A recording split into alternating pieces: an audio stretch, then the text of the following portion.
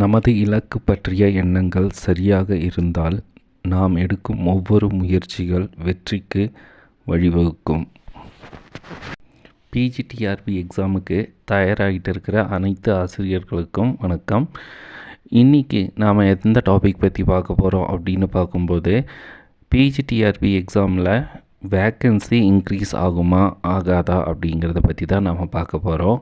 இது உங்களுக்கு ஒரு முக்கியமான பதிவு.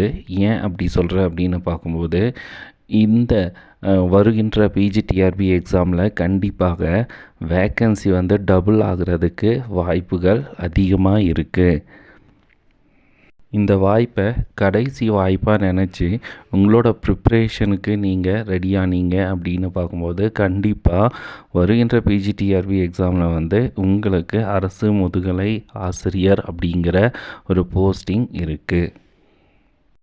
கடைசி வரைக்கும் வீடியோவை ஸ்கிப் பண்ணாமல் பாருங்கள். எப்படி நாம் வேக்கன்சி இன்க்ரீஸ் ஆகிறதுக்கு வாய்ப்பு இருக்குது அப்படிங்கிறத பற்றி நான் சொல்ல போகிறேன். இந்த வீடியோ உங்களுக்கு யூஸ்ஃபுல்லாக இருக்கும். ஸோ நீங்கள் முதல் முறையாக நம்ம சேனலை பார்க்குறீங்க அப்படின்னு பார்க்கும்போது சப்ஸ்கிரைப் பண்ணிக்கோங்க அண்ட் ஃபாலோவும் பண்ணுங்கள். ஏன் அப்படின்னு பார்த்தா, பிஜிடிஆர்பி எக்ஸாம் முடிகிற வரைக்கும் உங்களுக்கு பயனுள்ள பல வீடியோக்களை நான் அப்லோட் பண்ணிகிட்டே இருப்பேன். ஸோ மறக்காமல் சப்ஸ்கிரைப் பண்ணிக்கோங்க, நோட்டிஃபிகேஷன் ஆல் அப்படின்னு செட் பண்ணிக்கோங்க. டிஆர்பி ஆனுவல் பிளானரில் 1915 வேக்கன்சி வரும் அப்படின்னு சொல்லியிருந்தாங்க. அது கூட இந்த வருஷம் நமக்கு ஒரு ஜாக்பாட் அடிச்சிருக்கு. அது என்ன அப்படின்னு பார்க்கும்போது, பிஜி டீச்சர்லேருந்து ஹெச்எம் ப்ரொமோஷனுக்கு போகிறவங்க எக்கச்சக்கம் பேர் இருக்காங்க. அது மட்டும் இல்லாமல் பல டீச்சர்ஸ் பிஜி டீச்சர்ஸ் 60 வயது முடிஞ்சு ரிட்டையர்மெண்ட்டும் ஆகிட்டாங்க. ஸோ கண்டிப்பாக வேக்கன்சி அப்படிங்கிறது அதிகரிக்க வாய்ப்புகள் இருக்குது. நமக்கு சொன்ன 1915 அது அப்படியே டபுள் ஆகி கிட்டத்தட்ட 4000 போஸ்டிங் வரைக்கும் நமக்கு வேக்கன்சி வர்றதுக்கு வாய்ப்புகள் அதிகமாக இருக்குது. இந்த ஒரு வாய்ப்பை நாம் சரியாக பயன்படுத்திக்கணும். அப்படி சரியாக பயன்படுத்தி அதுக்கு தயாராகிற மாதிரி உங்களோட ப்ரிப்பரேஷனை நீங்கள் நம்பிக்கையோடு செஞ்சீங்கன்னா கண்டிப்பாக உங்களுக்கான பலன் கிடைக்கும். ஒன்றை மட்டும் புரிஞ்சுக்கோங்க, இந்த வேக்கன்சி இன்க்ரீஸ் பண்ணுறது ஃபஸ்ட்டே யாருக்கும் சொல்ல மாட்டாங்க. ஸோ கடைசி நேரத்தில் தான் அந்த வேக்கன்சியை இன்க்ரீஸ் பண்ணுவாங்க. ஒருவேளை நீங்கள் சரியாக படிக்கலை, உங்கள் பிஜிடிஆர்பி எக்ஸாம் சரியாக ப்ரிப்பேர் பண்ணலை அப்படின்னு பார்க்கும்போது உங்களுக்கான வாய்ப்பு அங்கே இல்லாமல் போகும். ஸோ யார் யார் நல்லா ப்ரிப்பரேஷன் பண்ணுறீங்களோ உங்களுக்கு கண்டிப்பாக அந்த பலன் கிடைக்கும். சில பேரோட எண்ணங்கள் என்ன அப்படின்னு பார்க்கும்போது, கடைசி நேரத்தில் தான் அவங்களோட ப்ரிப்ரேஷன் எல்லாமே இருக்கும். ஸோ அப்படி கடைசி நேரத்தில் ப்ரிப்ரேஷன் பண்ணி ஒரு சில மார்க்கில் மட்டும் உங்களோட வாய்ப்பு பறிபோகுது அப்படின்னு பார்க்கும்போது அங்கே நீங்கள் உடஞ்சி போயிடுவீங்க, ரொம்பவும் ஃபீல் பண்ணுவீங்க. ஸோ அந்த மாதிரி நீங்கள் ஃபீல் பண்ணக்கூடாது அப்படின்னு பார்க்கும்போது அதுக்கு முன்னேற்பாடாக இப்போவே நீங்கள் படிக்க ஆரம்பிங்க. இதை ஏன் சொல்கிறேன் அப்படின்னு பார்க்கும்போது, கடைசி பிஜிடிஆர்பி எக்ஸாமில் அரை மார்க் 1 மார்க்லலாம் அவங்களுக்கான அரசு முதுகலை ஆசிரியர் வாய்ப்பு கிடைக்காம தவற விட்டவங்க எத்தனையோ பேர் இருக்காங்க. ஸோ அவங்களோட மனசு எந்த அளவுக்கு பாதிச்சிருக்கும், அவங்க எந்த அளவுக்கு ஃபீல் பண்ணியிருப்பாங்க அப்படிங்கிறத ரியலைஸ் பண்ண முடியும். அதே மாதிரியான சுச்சுவேஷன் உங்களுக்கு வரக்கூடாது அப்படிங்கிறது தான் என்னோட வேண்டுதல்.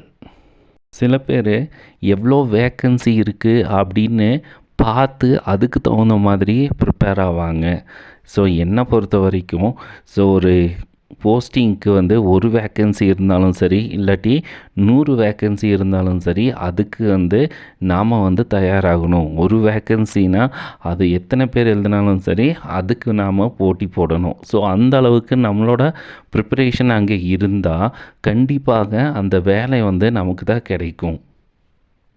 அப்படி பார்க்கும்போது ஒரு வேளை வேக்கன்சி இன்க்ரீஸ் ஆச்சு அப்படின்னா நமக்கு சொல்லவே தேவையில்லை, நமக்கான வேலை அங்கே உறுதியாக காத்திருக்கும். ஸோ நம்மளோட ப்ரிப்ரேஷன் எப்படி இருக்கணும் அப்படின்னு பார்க்கும்போது, ஸோ நாம் போட்டி போடுறது ஒரே ஒரு பிளேஸ்க்காக மட்டும்தான்.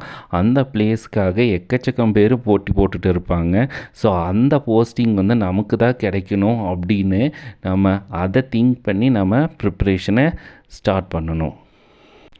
நம்மளோட ப்ரிப்ரேஷனில் ஃபர்ஸ்ட் டே மட்டும் அந்த மாதிரி நினச்சா பத்தாது. நம்ம ப்ரிப்பேர் ஆகிட்டு இருக்கிற ஒவ்வொரு நாளும் அந்த நினைப்போடவே நாம் ப்ரிப்ரேஷனை வந்து கண்டினியூ பண்ணோன்னா கண்டிப்பாக ஒரு வேக்கன்சி இருந்தால் அந்த வேலை வந்து நமக்காக மட்டும்தான் இருக்கும். நமக்கு தெரிஞ்சு சில பேர் தான் படிச்சுட்டு இருப்பாங்க, ஆனால் நமக்கு தெரியாமல் பல ஆயிரம் பேர் வந்து படிச்சுட்டு இருப்பாங்க. ஸோ காம்படிஷன் அப்படிங்கிறது ரொம்ப கடினமாக தான் இருக்கும். ஸோ அந்த கடினமான காம்படிஷனுக்கு வந்து நீங்கள் ரெடி ஆகிற மாதிரி உங்களை வந்து தயார்படுத்திக்கணும். ஸோ அப்படி தயார்படுத்திக்கிட்டால் மட்டும்தான் உங்களுக்கு வந்து கவர்மெண்ட் ஜாப் கிடைக்கும். இல்லை அப்படின்னா அதுக்கான வாய்ப்பு வந்து இருக்காது. நம்பிக்கையோடு உங்களோட முயற்சி வந்து கடைசி வரைக்கும், அதாவது பிஜிடிஆர்பி எக்ஸாம் வரைக்கும் உங்களோட முயற்சி பயிற்சி எல்லாமே நம்பிக்கையோடு இருந்தால் கண்டிப்பாக உங்களுக்கான வேலை உறுதியாக கிடைக்கும்.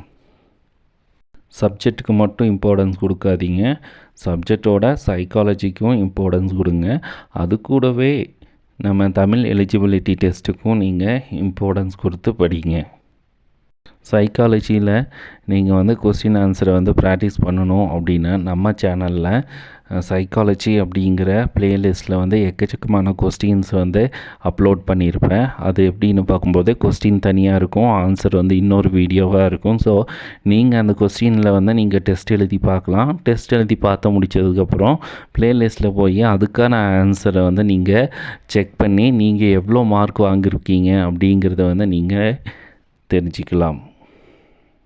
நீங்கள் நம்மளோட சைக்காலஜி வாட்ஸ்அப் குரூப்பில் வந்து சேரணும் அப்படின்னா டிஸ்கிரிப்ஷனில் லிங்க் வந்து கொடுத்துருக்கு. அந்த லிங்க்கை கிளிக் பண்ணி நீங்கள் ஜாயின் பண்ணிக்கலாம். அதில் வந்து ரெகுலராக உங்களுக்கு ஒரு குறிப்பிட்ட போர்ஷனை வந்து கொடுப்பேன். அதுக்கான கொஸ்டின்ஸ் வந்து நான் வந்து யூடியூப்பில் அப்லோட் பண்ணுவேன். அதை வச்சு நீங்கள் என்ன பண்ணிக்கலாம்னா டெஸ்ட் எழுதிக்கலாம். ஸோ கொஞ்சம் கொஞ்சமாக படிக்கும்போது சைக்காலஜி உங்களுக்கு பிரச்சனையாக இருக்காது. கடைசியாக நான் சொல்கிறது என்ன அப்படின்னு பார்க்கும்போது, உங்களோட நம்பிக்கையோடு கான்சன்ட்ரேஷனோட கடைசியாக உங்களோட எக்ஸாம் வரைக்கும் தொடர்ந்து நீங்கள் படிச்சுட்டு இருந்தானா உங்களுக்கான வெற்றி கிடைக்கும். நீங்களும் ஒரு அரசு முதுகலை ஆசிரியர் ஆகலாம். நீங்கள் அரசு முதுகலை ஆசிரியர் ஆகிறதுக்கு என்னோட வாழ்த்துக்கள். நன்றி, வணக்கம்.